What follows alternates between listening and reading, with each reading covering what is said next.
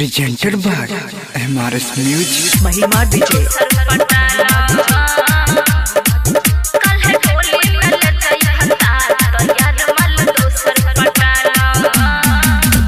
रोहन कुमार यार ले ला खूब मजा ओही से रानी तू देहलू न साजा।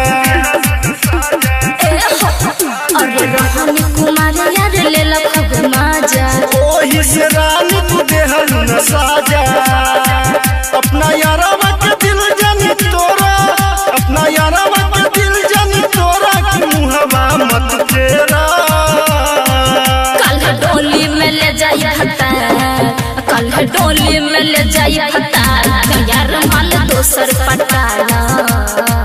कल डोली में ले जाई फता तो यार माल दोसर पटाला। महिमा डीजे।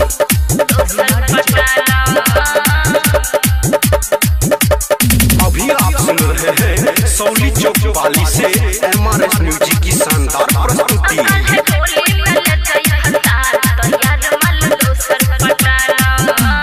जहिया रोहन कुमार हो जवानी रहे तोरे उधार हो कि हमारो हो तार शादी तब बुझल न नैहर के यार हो। कहेला कैलू प्यार हो, जाए के रहे तोहे ससुराल हो। जवानी हमरो जराता कके जैबू हमें बर्बाद हो। कोई जाए से पहले ससुरवा, कोई जाए से पहले ससुरवा की जहर पिला जइहा। कल डोली में ले जाई फता, कल डोली में ले जाई फता यार माल दोसर पटाला। कल डोली में ले जाई फता तो यार माल दोसर पटाला। महिमा डीजे।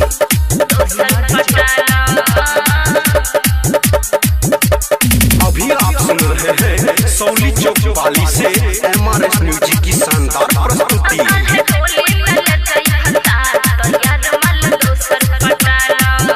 मिलेला ससुरवा में बो तोरा गे जान कने बो। ननद से शादी रचबो डबल गे मजा उठबो।